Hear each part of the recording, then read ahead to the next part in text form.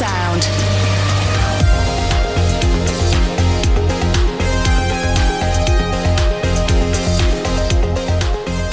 So welcome back to the Beyond Broadcast podcast, a show which takes a behind-the-scenes look at industry professionals and their lives working in the broadcasting and entertainment industry. Today, I'm speaking with Stacey Wood, Chief Executive of New Zealand's Broadcasting Standards Authority, a former journalist turned intellectual property lawyer. Stacey has built a career at the intersection of media, law and public policy. Since taking the reins of the BSA in 2022, she's led the organisation through one of the most significant periods of change in New Zealand's media landscape, balancing the whole idea of freedom of expression with protecting the public from harm. Now moving to disestablish the BSA after more than 37 years, Stacey joins me and we'll definitely get into the thick of her own journey, her own career, and also where media-related regulation in general is perhaps going in a probably slightly off-kilter kind of zone in the future. So, Stacey, it's been an interesting couple of weeks. Welcome to the show. And first question being, how are you doing, mate? How's things? I'm well, thank you. It's a sunny morning in Wellington. It's a Friday, and so I'm in pretty good space. Ask me again tomorrow, though. Well, just like the weather changes in Wellington in a second, I'm sure it's the same thing. So I totally understand that. And are you originally from Wellington, born and bred? Were you always based around the Wellington area? I've lived here since 2008, so it's definitely home. But I actually grew up in Napier, up in the sunny Hawke's Bay. Spent a few years in Dunedin studying, so went from the heat to the cold. But yeah, Wellington's been home since I finished studying. And what was it that called you to Wellington? A lot of the people that I speak to who usually end up moving to Wellington are people that work in the arts, like film, television, among other things. What was it that was like your calling for heading up in the windy city? Yeah, it's funny, that probably did have a bit to do with it. Growing up in Hawke's Bay, Wellington was kind of the nearest big city. And so we used to come here a bit, me and my brothers and sisters with our parents. And one thing in particular I remember is Dad used to bring us down most years for the Arts Festival or the Fringe Festival and try and go to a couple of events. And I always thought that was the fanciest, coolest thing ever. And I guess some of that stuck. And the kind of going to family very early on, because we're going to be jumping into your career now, is you come from a family of lawyers. So was law always the plan, or did journalism come first? Because I found that really interesting about the whole trajectory and looking at the family backgrounds and seeing that so many of your family were lawyers. Yeah, it's funny because I tried to avoid law for a long time. Not just to rebel against the family, but I just couldn't see myself. I thought that's not me. I can't do that. I don't want to do that. So when I went to university, I was studying English because I've always been obsessed with words and stories. That's always been my thing. I can't remember ever not being able to read ever, and so I started studying English, but I also knew I didn't want to be a teacher. So I sort of picked up law for the career and job security, but promised myself I wasn't going to use it. And then I was getting to the end of my English and law degrees and still had no idea what I wanted to do, and saw ads up for internships with Fairfax Media, which at the time owned a huge number of newspapers across the country, all the Dominion Post, a lot of the regional papers. And so I thought, sure, yes, good. I can delay making a career decision for another year or so. So I applied for that and was lucky enough to get an internship to work part-time at the Dominion Post while I was doing a graduate diploma in journalism up here in Wellington. And so that was kind of my decision-making process, if you want to call it that. So it was almost like a sense of rebellion, really, going into journalism. You're going against the grain and kind of like trying to find your own way. And I love the fact that you ended up doing an internship at the Dominion Post. Who were some of your mentors in those early days when you were going through the newsroom? Oh, it was a tough newsroom to be a rookie journalist in. And journalism is a tough career for anybody. It's a really sort of sink or swim, trial by fire sort of environment. So I look back on it with kind of a lot of head shaking at the tears I cried and the teeth I gritted and things, but also it was amazing and I wouldn't trade it for anything. So, some of the senior journalists who were there at the time, I still stay in touch with. Andrea Vance had the desk next to mine for a while, and she was always great to chat with. And Joanna Norris, who's now the managing director of Stuff Mastheads, was also part of the newsroom and really great leader to look up to. Bernadette Courtney came on as editor while I was there, taking over from Tim Pankhurst, and that was a really huge milestone for the paper as well. Yeah. And you mentioned trial by fire and the fact that there was moments where you were in tears. What was usually the thing that drove you to that point of like being that stressed out that it drove you to tears? Was it like strict deadlines or the content not quite shaping up to what the editor was looking for? What usually ended up putting you in that position?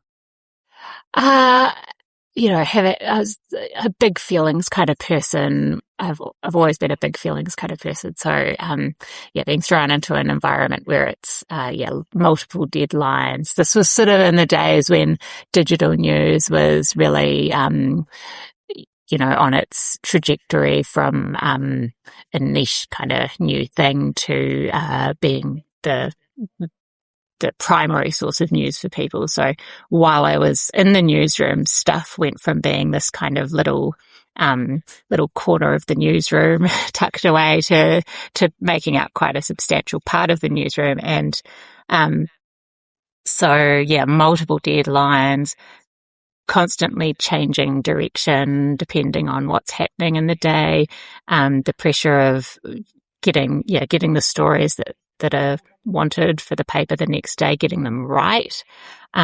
Because, if you write something down and it goes to print and it's wrong, then that is your error and you have done that, and it's a huge weight of responsibility.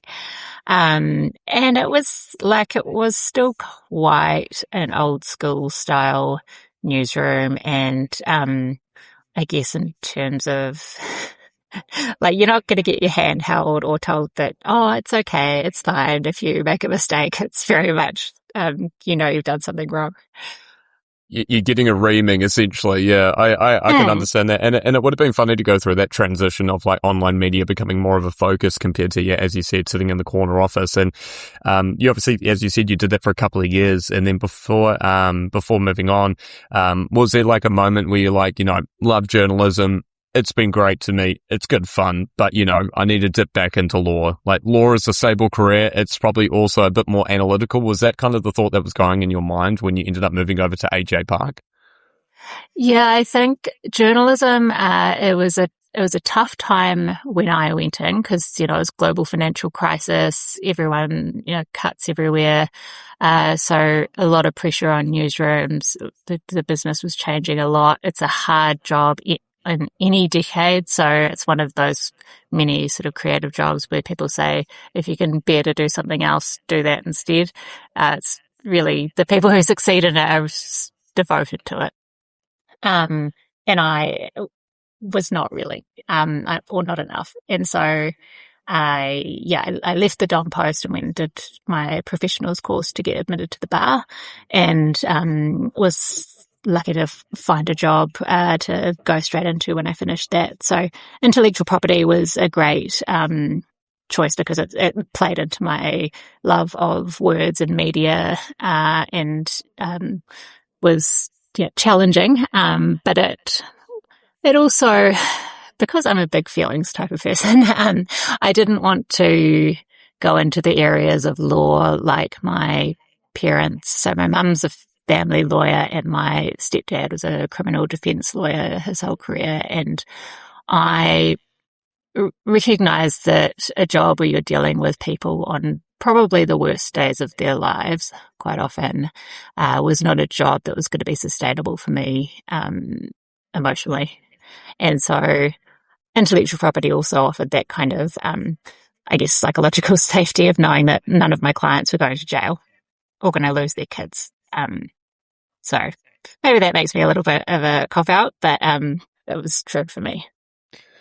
It makes sense because it's kind of like that's the legal side of things where it's more like business transactions rather than, like you said, like scenarios where there's a lot of emotion, a lot at stake.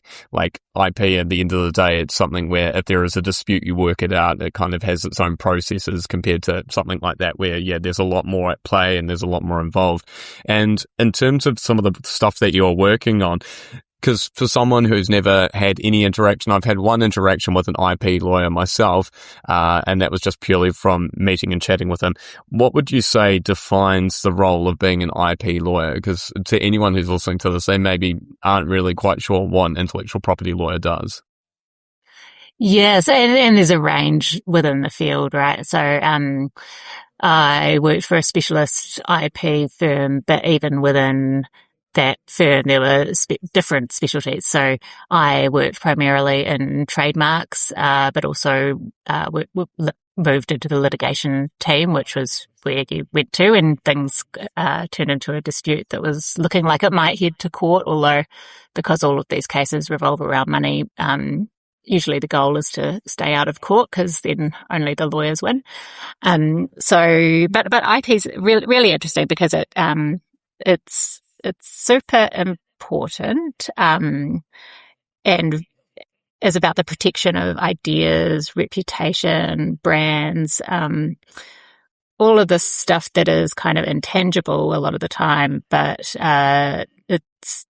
it's who we are and it's who companies are, and people spend a lot of years building up value in their name or their logo or their movie or their book, and so protecting up those ideas, those things is really important.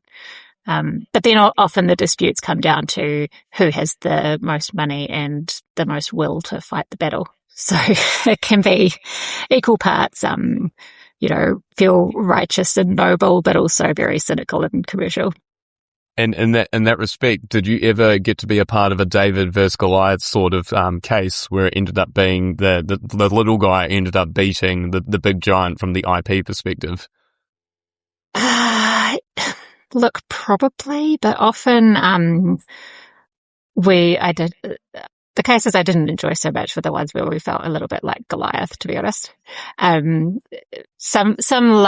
lot of large corporations have a policy that is really sensible, where they've got this really famous logo or name, and so any use that they see in the market by somebody else that has something in common with their very famous logo, they will often have a policy of, we'll send a cease and desist letter and say, hey, stop doing this, even if they know that if push came to shove, they wouldn't win the legal battle. And that's about wanting to have their mark alone in its field and undiluted and all of that. So I get it, but it didn't always have the feeling of fighting for justice, if you know what I mean. No, I could totally understand that. From an Argentina perspective, I remember there was a particularly interesting IP case which took place from actually one of my favorite burger places that had to change their name and their logo and their branding because they were called Kevin Bacon Burgers and they had Kevin Bacon's face on everything. And I hated it because it was shocking because he got told about this on a US chat show and then he ended up suing the living hell out of the burger place and being like, you can't use it. So then they quickly changed their name to KB Burgers, which everyone already knew that they were known as Kevin Bacon Burgers. So like any attempts to kind of hide it was never going to succeed. But I thought it was one of the funniest things of like, yeah, it kind of goes back to what you said. People were trying to protect their brand and he was all plastered over a bunch of burger boxes everywhere in Argentina. It was hilarious. So yeah, I can understand that respect. And in that kind of case as well, why was it then that you decided to move to Engineering New Zealand? It seems like a complete change from the whole idea of going into IP, which seems a little bit more media related, to then moving into Engineering New Zealand, which seems very specific, going into more stuff to do with public policy, governance, among other things. What was it that really stuck out to you when you moved over to there? Yeah, it's funny how everything is kind of more connected than you realize. And, but it was a intentional and deliberate shift to something quite different. But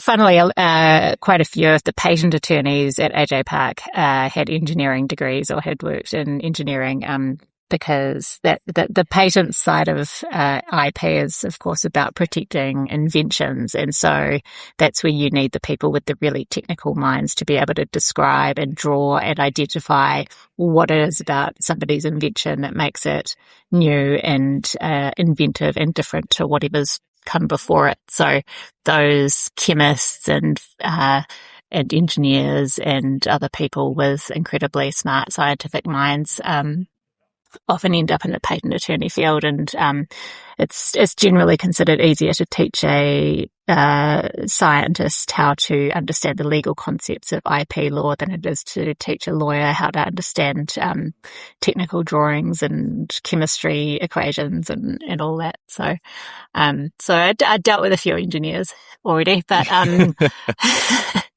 and I've got, people generalize about lots of professions, but engineers are often have some personality traits in common. But when I went in-house, it was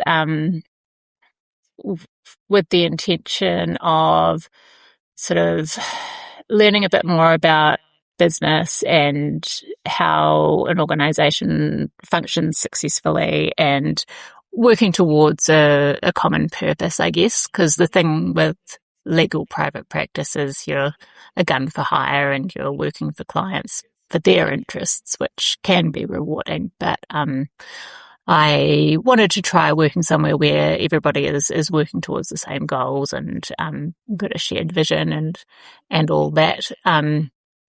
It's funny because when you're going through law school, and I feel like it's still true today, you don't have any idea of the range of jobs that even exist that you might want to do one day. And so in-house wasn't even really on my radar for a few years. And then when I learned about it, I thought, yeah, sure, sounds great. We'll give it a try, which has been my general approach to career decisions.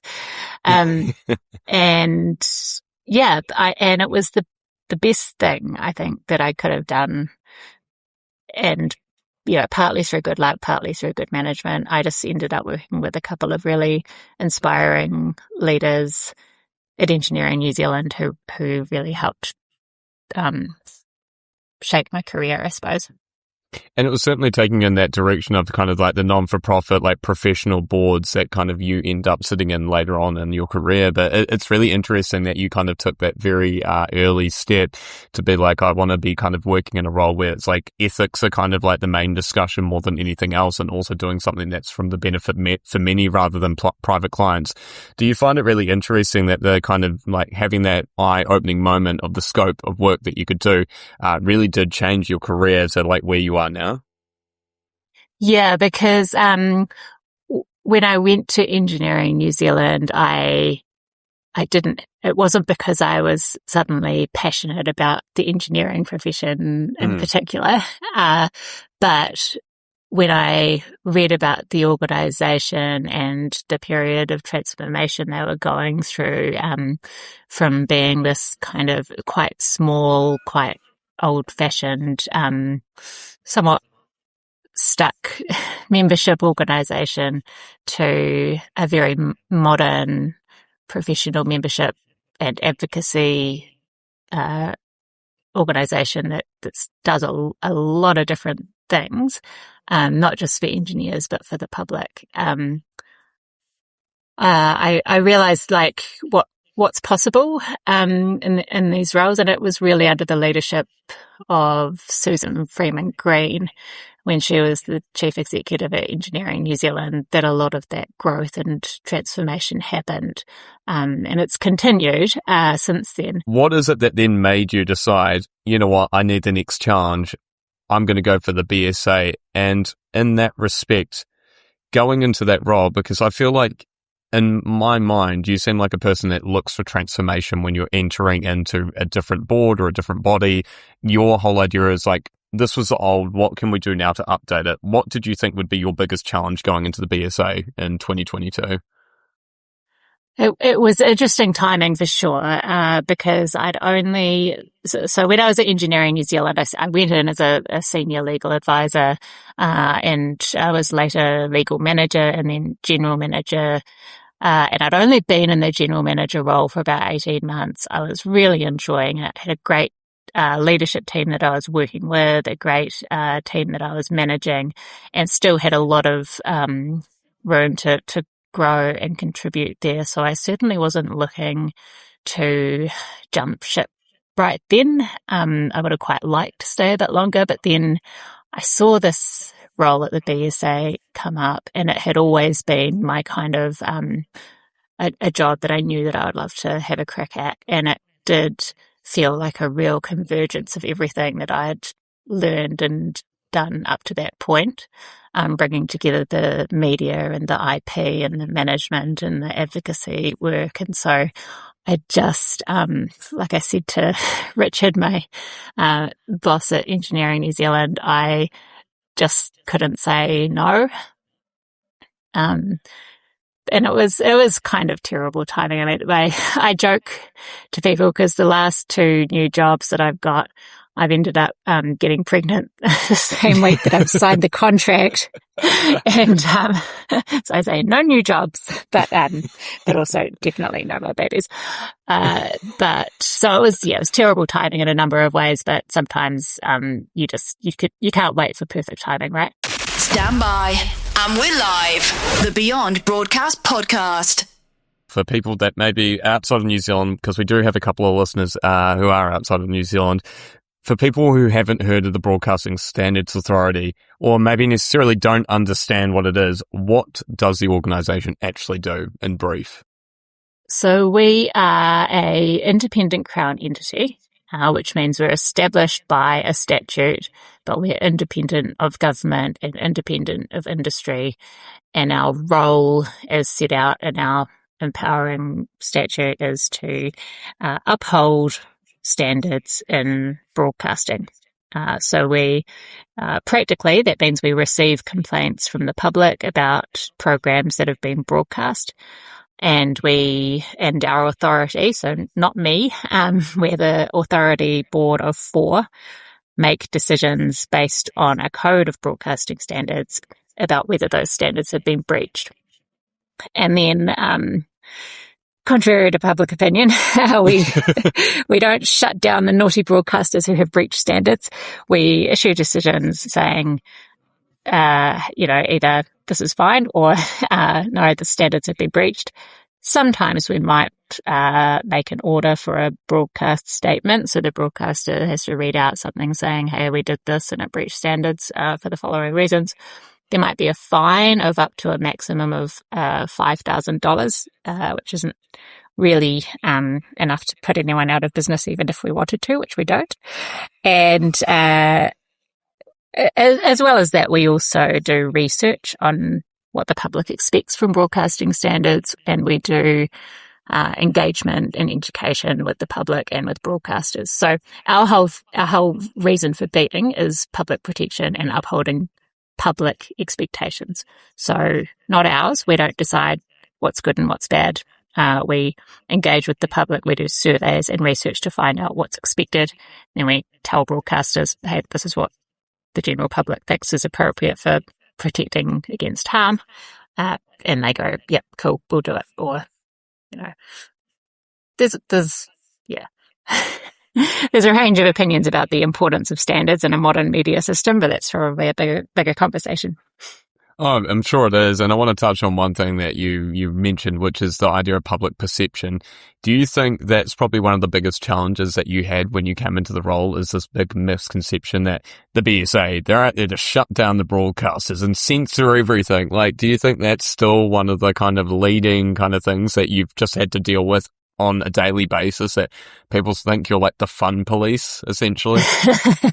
I mean, we were kind of flying a little bit under the radar when I first came in, because we'd been, as far as most people were aware. We'd been trucking along, doing our usual job for TV and radio broadcasters. Most people would have heard publicity notices when they're watching TV or listening to the radio saying, if you've heard something that you think breaches standards, you can contact the BSA. But we've had a lot more attention since August last year, because we received our first formal complaints about an online broadcaster. And for most people, that was a big surprise that we just were proposing to take on those complaints, because it had not occurred to most people that that was an option. For us, it was something that we had been discussing internally, that we had been discussing with our Ministry for Culture and Heritage, who are the ones, they and the Minister and the government are the ones that would need to change our Empowering Act if they thought that it needed changing, and about the possibility that this would happen, because the wording of the current Act doesn't exclude online broadcasters. So it wasn't a shock for us. If anything, it was a shock that it had taken until 2025 for us to receive a complaint about an online broadcaster. But that opened up and brought into sharp relief the limits of the current Act, which again, we had been saying with increasing urgency in our annual reports and in any other opportunity. Our Act was written in 1989. That's the same year New Zealand got its first internet connection. Media is different now. We need a different system. Massively. And speaking about systems, because I'm sure we're going to touch a little bit more on that particular complaint. We're not going to go into great detail of the complaint itself, but it's interesting because the BSA only actually investigates complaints that have been made after someone comes forward. It's not like the BSA itself creates the complaint. They're the one that takes it to the board to then reassess it. It has to come from a complaint that's submitted. Why was that complaints-based model originally chosen? Is that something that you're aware of? Was there ever any reconsideration of there being a changing model in terms of like you needed to have someone specifically request a complaint to go through? Why was it that was the model that was chosen for the BSA? I think that was a pretty common model for a lot of systems back in the 80s and 90s, where they're just due to the analog state of everything. We didn't really do email even then. So it made sense for the time, but it's certainly not a sensible way to be regulating anything now, at least not on its own. I mean, complaints are a great data set for monitoring trends or seeing what people are agitated about, or knowing what the public thinks. But having a regulatory model that is only driven by public complaints is really limits the ability of a regulator to respond to emerging threats or trends. And it's also, people are in some ways more willing to complain about things these days, but less willing to engage in a public complaints system where they know that their name is likely to be attached to the decision, and that's going to be on the internet forever. So if they don't want to be, for instance, accused of being a Karen or, have their name attached to their opinion about a certain topic when people Google them, then it's quite a discouraging system for people to engage with. Yeah, 100%. Because the whole idea is as well that the guiding principle for the BSA is freedom of expression without harm, which to me makes sense, which has always been the thing I've found funny about the critics of the BSA. But how is it that you feel the BSA is able to balance those two ideas? Because for some people, they think it's a complete opposite, but for me, it makes sense. I think that there's a very line that can be drawn very simply where something is just a bit too much. Yeah, it is simple on one hand, but really complex and nuanced in others because, and I think that's the attraction to some people for this sort of absolute free speech position is like, at least it's easy to understand, right? Like if you just say people should be able to say whatever they want, then no further thought required. But we've always had limits, right, on what you can say in a public forum, especially if you are a person or an organisation with a lot of influence. So that's why we have rules around election advertising. It's why we have broadcasting standards. It's why we have hate speech laws, even though those are also controversial now. But there's always been limits, and they're there because they recognise that words do have power, and some voices have more power than others, and that power should be used responsibly. We are not authoritarian. The authority does apply really high standards, high thresholds, before they'll intervene. And even when we intervene, it's not like we want to be able to issue $100,000 fines or throw people in jail. It's more like, someone taking you aside at a party and going, hey, what you said back there was not cool. Please don't do it again.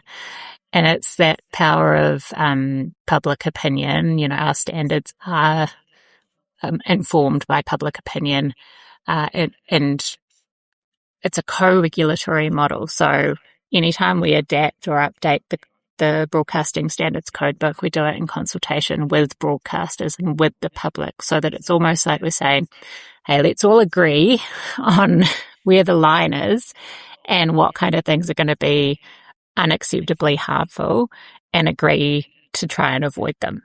And if someone crosses the line, we'll issue a decision saying, hey, cut it out, and we won't do it again.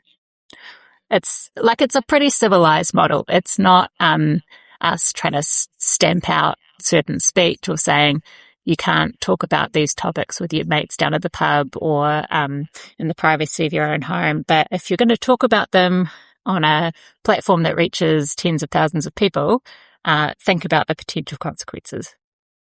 Massively, because I think that's the common misconception, that a lot of people seem to think it's like the BSA's role to decide what's offensive, when in reality it's community engagement that really drives it, and it's based on community expectations. And as you said, you speak to broadcasters themselves that kind of establish the standards. And I know there's another board, and I won't go into too much detail about them as well, but there's another board which basically is directly controlling, or basically is monitoring news for exactly that same reason, for misrepresentation, among other things. But one thing I'd love to ask about is, like, how much does context also play in those decisions as well? Because there was certainly, and I'm not going to go into specific complaints, but there's been complaints in the past where it seems like it'd be a cut and dry kind of situation, but in actual fact, because of the context, it ends up changing the decision. How much does context play into that? Yeah, context is huge. It doesn't mean, for instance, that if you're a talkback host whose listeners expect you to say controversial things and to swear and carry on, that doesn't mean you've got a free pass to say absolutely anything. As a totally hypothetical example, it doesn't give you free rein to make death threats on air just because your audience expects you to. But it does have a big influence. So, and context isn't just who the host is or who the audience is. It's things like what time of day is it playing, what's the subject matter, what other environmental factors are going on. Are you talking about a group that's been particularly under attack in other media at the moment, or are you talking about a group of people who are, pretty robust and not subject to much controversy? So you can say different things when you're on air at 11 o'clock at night than you can say on a kids' variety show at 3 in the afternoon. So, and that's realistic. That's about public expectations as well. Massively. And we kind of touched on this a little bit earlier on, because you mentioned the fact that the online media space has become a lot bigger I would say there's a lot more louder voices in the online space, especially in probably the various areas that probably say things are a little bit more racy than probably they should be. But looking back over the past decade and also the last couple of years that you've been at the BSA, have you noticed that there's been kind of community expectations changing in terms of what is acceptable and what isn't? Yes and no, because of our sort of antiquated act and the change in media consumption habits and the fact that we can't take complaints about things like social media. We see only a microcosm of what people are concerned about. Our complainant demographic data shows that our typical complainant is a male over 55, generally retired or self-employed, and so the topics that they are exasperated about are perhaps different than other demographics. But consistently, most of our complaints are about news and current affairs. So we get fewer and fewer complaints about, say, violence in movies or, this sex scene was too sexy. But most of our complaints are about accuracy, balance, discrimination, and most of it is related to news followed by talkback. And I think that reflects what people are most worried about these days is not, with the growth of Netflix and other streaming and the proliferation of various entertainment, I think people generally realise they've got great control and choice over what they choose to consume. So if they don't like something in a movie, sure, turning it off is a good solution. But with news and current affairs, it's more about the concern that, hey, this information is out there and it's reaching people, and if it's misleading or stirring up hatred, then that affects not just the audience but everybody else as well. Yeah, the wider threat of, obviously, because of the fact that journalism is relied as being a trusted source for news, and obviously it has a bit more authority compared to maybe a Netflix documentary where you can maybe tell and not everything in it is completely true, or it's a dramatized series. So yeah, you can take it with a grain of salt. And in that respect, I think it's really interesting that the BSA did some research about the fact that people's trust in news ends up being quite an important part of some of the work that you guys have been doing over the years. And news is trusted even more when they acknowledge that they've made mistakes or they end up correcting them very quickly. Do you think the media has actually become a little bit better at admitting when they're wrong, or better yet, just getting better in general in terms of acknowledging some of these issues? Yeah, I think media have been working really hard to grapple with this trust in media issue over the last, for years. And I do see different media channels trying different things and experimenting with ways to, for instance, to separate opinion reporting from fact reporting, and to identify, make it obvious when an article online has been changed or corrected, and to try and separate sponsored content so that people know exactly what they're getting. Because I think when online news was really growing, people were not sure what the best way to do some of that stuff was, and especially with the growth of influencers and people with media channels who are not just telling the news, they're analysing the news as they do it. There was a lot of, I think, grappling with how do you separate that from just getting the facts out there for the people who just want to know exactly what's happening. Massively.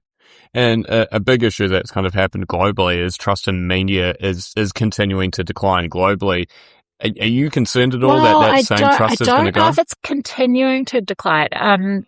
At least, it may be in some areas. Latest data in New Zealand, I think, indicates we may at least have plateaued, if not started to uptick a little bit. So I don't want to hit the doom and gloom pedal too hard, because I think and I hope that we're seeing a bit of a pendulum swing back the other way. And I know that journalists and news media in New Zealand have been working really hard to try and stem that tide, because it's so important that people have access to accurate information about what's going on around them and trust that information as well. It's important for democracy, really, not to sound too melodramatic. This podcast is powered by WIZZFX. We make brands sound sick. Music, radio, podcasts, sonic branding. If your audio needs to hit harder and stick longer, WIZZFX has you covered. Learn more at WIZZFX.com.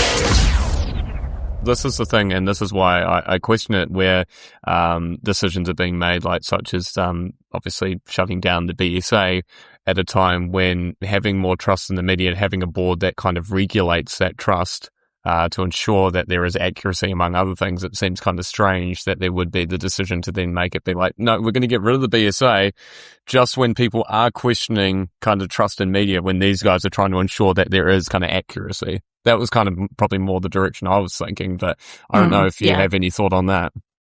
Yeah, look, we, on the one hand, we're very pleased to finally see movement on updating our Act, which we've been asking for over 15 years, and various successive governments have come up with their own plans for what media regulation might look like.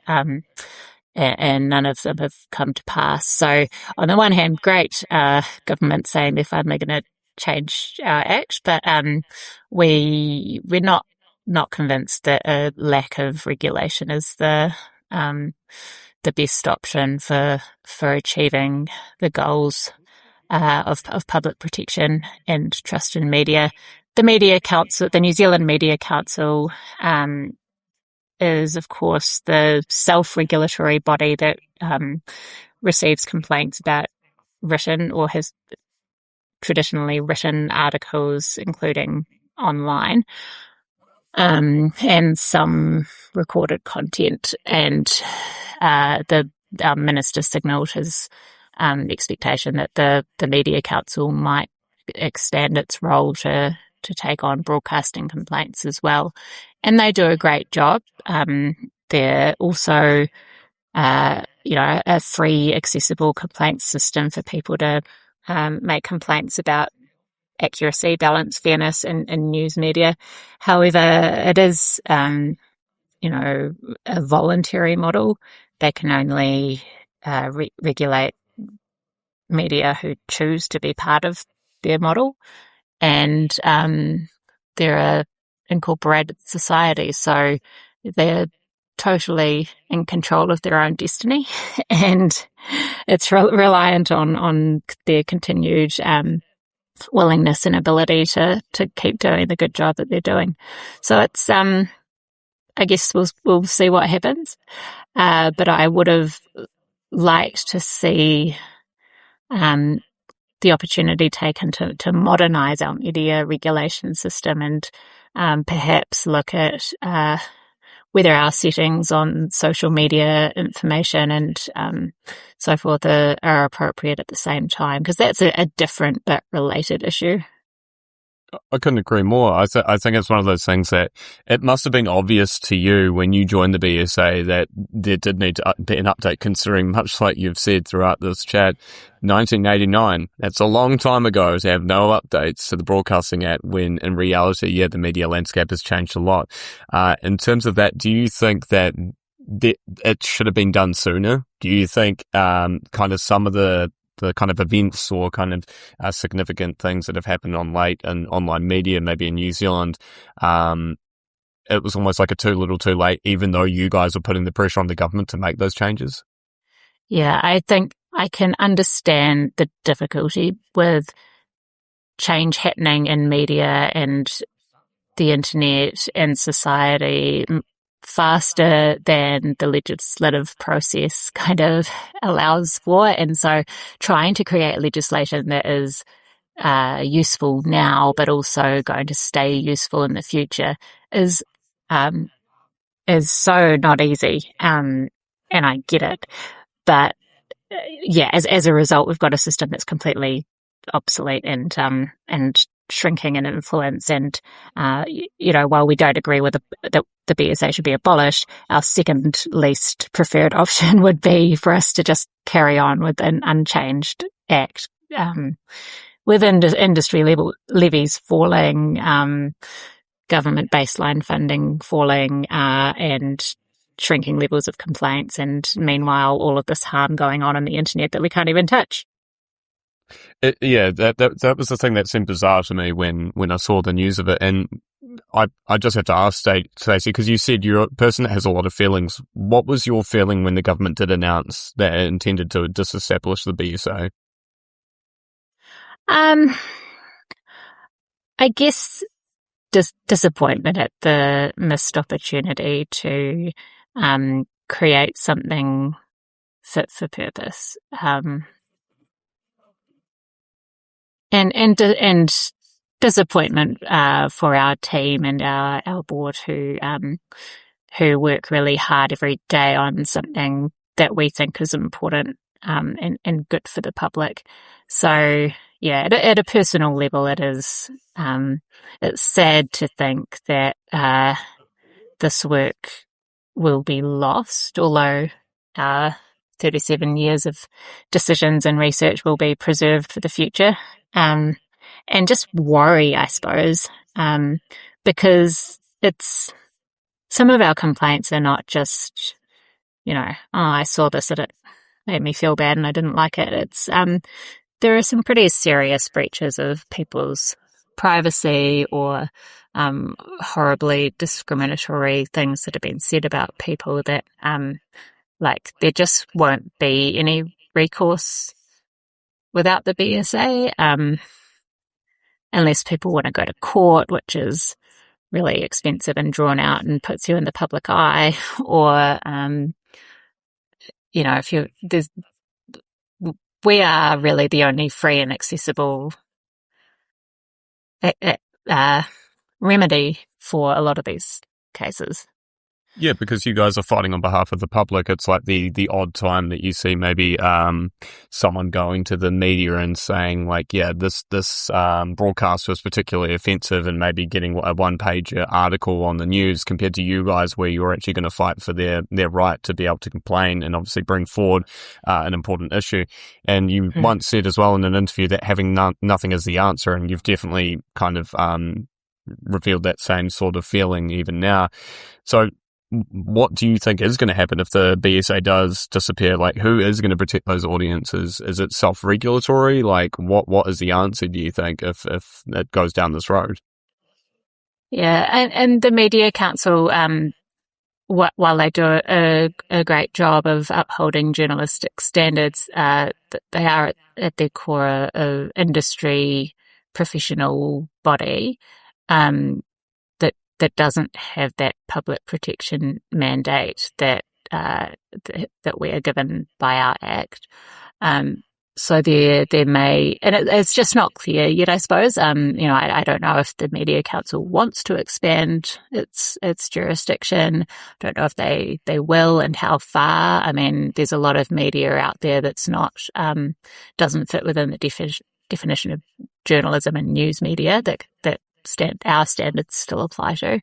And there's a lot of media who will simply not choose to be part of a self-regulatory model. So I guess they will be able to continue saying whatever they like, and unless it's illegal, then that'll be that. And it's just it just worries me with the state of online discourse, the social media algorithms that reward outrage and anger and hate and amplify that. It doesn't just stay on the internet. It riles people up, and it normalizes treating each other poorly, and it just leads to a loss of dignity and respect for people that bleeds into the real world. And that's a concerning trend for me. I've been giving a lot of thought, shower thoughts and 3 a.m. thoughts and all that, to how we start to nudge people back the other way, not throwing people in jail or trampling on their right to say what they want to say, but just little nudges to say, hey, be nice, treat each other with care and dignity. There's an article published on it was a Huffington Post a few years ago, and the headline just keeps like blaring in my head a lot of the time. It's like, I don't know how to explain to you that you should care about other people.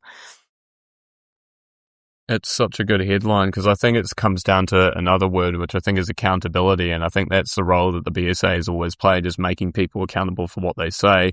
Much like what you said, not in a way that you're hitting them over the head with a hammer. You're giving them a slight nudge and saying like, hey, like you need to realize that your actions, your words have actions, or what you're publishing has actions. It can't just be that you think that this is okay, or that everyone's just going to accept what you're saying. I just think it's and this kind of leads me into my next kind of question, and kind of like, I'll be honest, Stacey, I don't know how you guys handled it, because I read many articles, including, and listened to many interviews, podcasts, among other things, and some calling the BSA the Stasi, among other things, like extremely over the top comments and extremely vitriolic hatred towards you guys, the BSA, the staff. Like, how did you guys handle like the amount of kind of like, I'm going to put forward even just roughly saying like abuse basically directed at you guys, and like how did that affect you guys personally? Because I feel like that must have been quite a bit for you guys to hear on probably a fairly regular basis.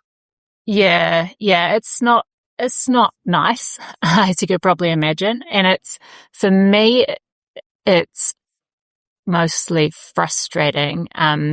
Somewhat validating when you realize that many of our critics have had to make up stuff that we might do or haven't done to get angry about, because they can't actually get that angry about things that we have done. But it's frustrating to see the misrepresentation of what we can do and what we have done and what we're saying, when actually, like, what have we done that's going to negatively affect anybody? It's been kind of surreal to see the way things can be twisted and put up for attack without any basis of reality. But for my team, it's been incredibly. I just have felt so protective of them, because they're people who have been employed to do a job, who are just doing that job. They don't have any agenda. They're just coming to work and getting called sluts and whores and told they're going to be dragged out in the streets, or, good riddance, we're glad you're all losing your jobs, see you in the dole queue. It's really... that's not how we talk to each other. But that's the kind of stuff that we've been emailed or left lovely voice messages. One of our staff was personally belittled on air by a certain broadcaster and an associated blog post. So that really grinds my gears. And I know that a lot of institutions with public-facing roles face that kind of abuse and harassment as well. And it goes back to that whole question of how we treat each other and the examples that we set, and what we will accept.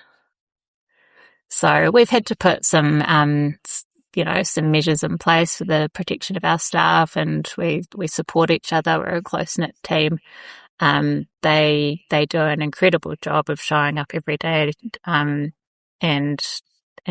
doing fantastic work, but that kind of abuse shouldn't be part of anybody's job. No, definitely not. And I think I love how they're showing their age by leaving voicemails as well. Like I'm typically of the person that never listens to voicemails nor sets it up. So I'm imagining what age these people are that are leaving voicemails. So good on them, you know. But no, it's horrendous to think in the sense that a lot of this comes from also probably audiences who very much will also complain on the other end about something being offensive or bothering them. But in actual fact, it's probably actually quite a nice thing that's being displayed, and it kind of leads into like one area that I found really is interesting, which was the fact that you guys did some research which found many Māori, Pacific Asian and Muslim New Zealanders actually largely avoid broadcast media because of harmful content, which I'm assuming largely the people that are complaining about freedom of speech, among other things, are usually the ones that are targeting these communities. Like, what is it that stood out to you most from this research, and why is it that you feel a lot, because I imagine as well, many people in these communities also don't complain as well, because they don't want to get singled out. Is that largely what you've found? Yeah, the demographic of our typical complainant that I mentioned before is certainly true, and we don't hear a lot from those groups, and that's why we did that research. Was we're here to serve all New Zealanders, but we predominantly hear from some groups and not others. So let's find out what some of our other groups are thinking and feeling. We didn't have the budget or the resources to survey all demographic groups and ethnic communities and so forth in New Zealand, which would have been really great, but we had to focus our energies. But it was, and there's so much nuance in it. Like, we know that, for instance, a lot of Pacific communities, people will prefer to resolve disputes internally and face to face. And so rather than come to a public institution like us, they'll meet with the broadcaster or call them or have resolve it within the community. And so if that works, then that's great. But I think, there is also probably a lack of trust in an institution like us to resolve complaints of discriminatory content or other attacks. One of the limits, I guess, of our system under the current Act is that we can only consider complaints about specific programs. So there isn't an ability to address a broader issue with a broadcaster or with the media generally through the complaints system, saying, this broadcaster has done this over time. We can only look at an individual broadcast, and then there's the really high threshold for intervening. So a lot of the concerns that came up in that research are concerning, but are not able to be addressed within the current model.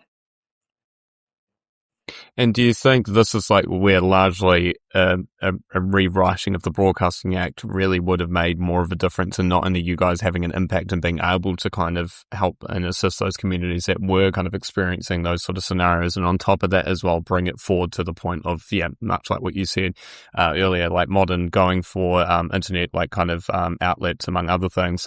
Do you think that's largely where, if the BSA was to still continue, that would be ideally the avenue you guys would be going down?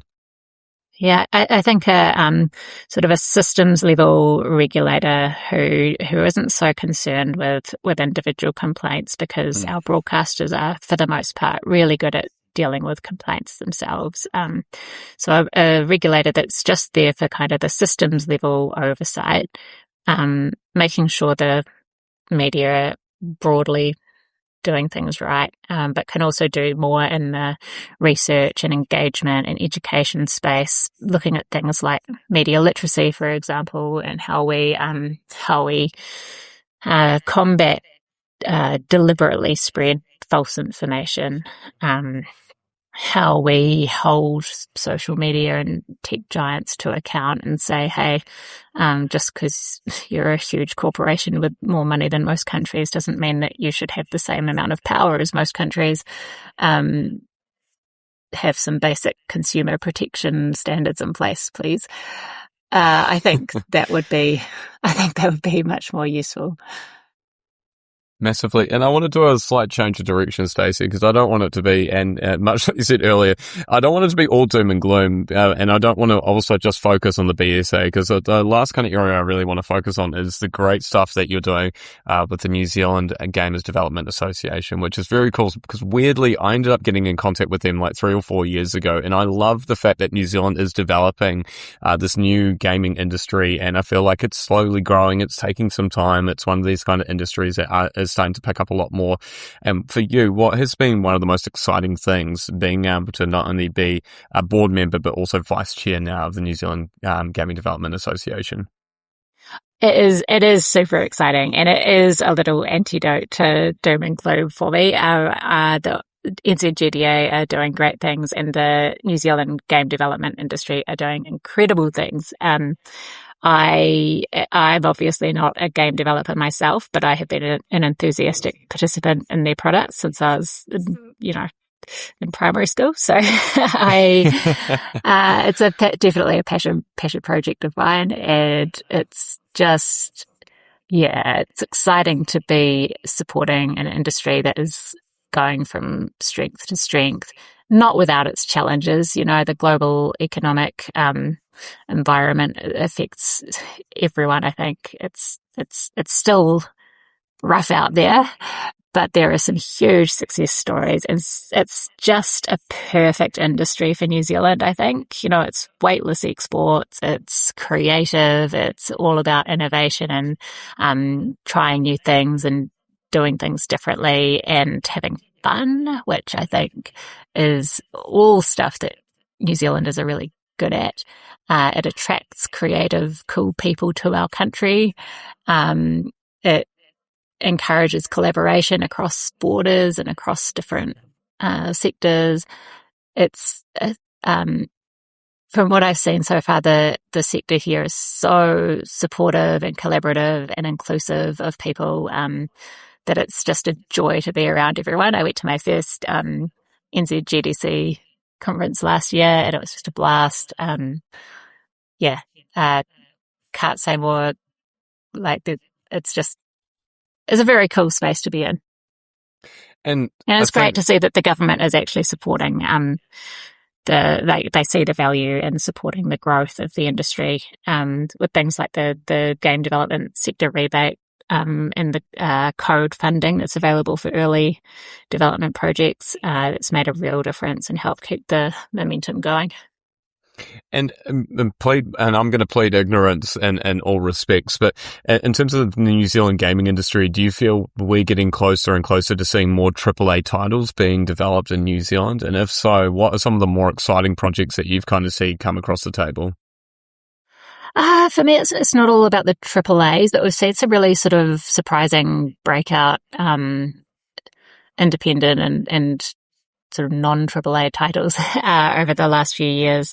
From the bigger blockbuster style side of things, there's of course been Path of Exile 2 came out in the last couple of years, which has been massive. But when I was on parental leave with my youngest, I spent many hours playing Dredge, which was from a smaller studio, and it was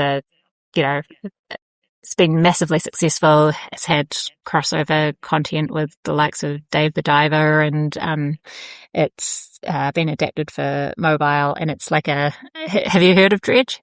I have heard of Dredge, and it looks fantastic. I will say I'm an old boy gamer, as in I haven't had a console, haven't had a proper PC to be able to play games in a very long time, and I'm sure there is going to be a very much a change in heart probably over the next couple of weeks after this conversation. Well, yeah, Dredge is great. It's fun, and it's a little bit spooky and quirky, and huge success. But there are so many titles out there. A couple of Kiwis have had real success with Roblox games in the last year as well. So it's just fun. And at NZGDC we have the Kiwi Game Zone, which is where everyone from students to tiny indie studios can put up a booth with their game that's in development, and people can come along and have a play. So I took my 7-year-old along last year and had a great time having a crack on some of these little in development games. I love it. And I guess a big question for me, Stacey, what was what would you say the be all end all game for you that was constantly on the console or constantly on the computer for you growing up? Oh God, so it's like trying to pick a favorite child. But I have played Sid Meier's Civilization for over half my life in its various iterations. And it's probably responsible for a fair portion of my trivia knowledge about global history and wonders of the world, etc. But I'm also a diehard Pokemon fan. I got Pokemon Go on my phone, so I was out for their 10th anniversary Go Fest the other weekend, catching Mewtwo's down on the waterfront.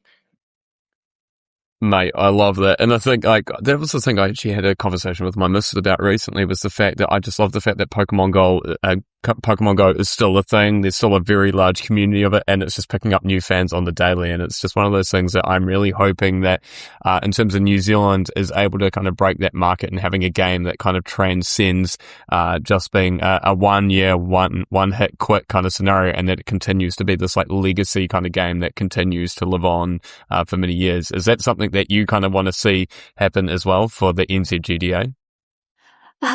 Sure, I guess. But what really excites me as well is the idea of us becoming a nest or a growth market for people who want to get into games, because I think it's still it can be a really intimidating thing to say I'm going to go into game development when it's a really risky and niche thing to get into, and there's high prospect of failure, especially if you're starting up your own studio. So I think having the support and the kind of training ground that not just training academies, but the funding from Code and the sector rebate and the network of people who are all doing the same thing and lifting each other up, I think that kind of excites me more than the prospect of, a big studio coming up with a great game. Like, that will be great and I will play the hell out of it. But it's more exciting to think of us becoming known as a nation where game development thrives and anyone can give it a crack. And I guess this is going into my last question, Stacey, because I wanted to end on game development of all things, which is funny because we've spoken so much about the BSA over this conversation, but I really want to end on a high note in terms of talking about it, because I love the fact that when I was getting to do research on you, that this was one of the roles that you were doing. And in that respect, because New Zealand has always been known as a very creative country, we're starting to become a little bit more well known for TV production, film production, among other things, and then game development. Do you see game development as being, exactly the next big industry that we might be able to take a crack at? For sure. And I think it also has potential to support those other creative industries that we're known for. I think it's not the same as film or TV, and it definitely has different pressures and challenges. But because we're such a small country and our film industry it's really vulnerable to peaks and troughs, and even the absence of a couple of big budget films in a year can make things tough. My hope is that we can really build up a creative umbrella that allows people to move between these industries, or for these industries to support each other and to find ways to do things together and reduce get that economies of scale thing going that we sometimes struggle with as a small country. And I'm such a liar, Stacey, because I said that was going to be my last question, but this is truly going to be my last question. And what is next for you, Stacey? So, because the way that it kind of seems to have been portrayed in the news is that the BSA still may exist, or is still existing even now, but it's just a matter of time until things get finally decided. So what is next for you? Yeah, really good question. It is. I mean, the government's been very clear with its plan to abolish the BSA, and it is working to prepare legislation to that effect. But like anything, it's subject to the legislative agenda and time available in Parliament. So whether it gets concluded before the election is anyone's guess. So I will be supporting the team through that period of time. We also have a role in receiving complaints about election programs during that pre-election period.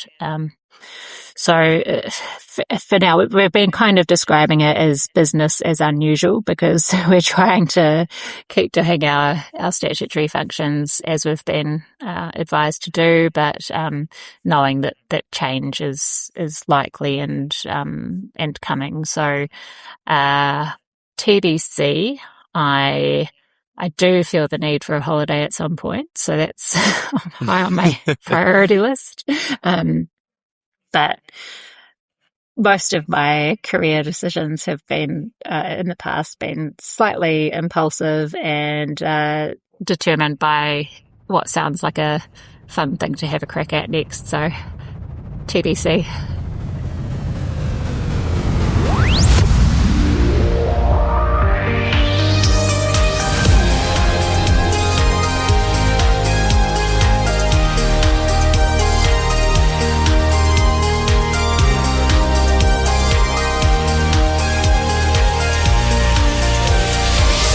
Listening to the Beyond Broadcast podcast, sponsored by WIZZFX. Bespoke podcast branding done right. If you like what you hear, please rate the show 5 stars on your preferred platform. Follow at Beyond Broadcast Pod on Instagram and subscribe for new episode updates.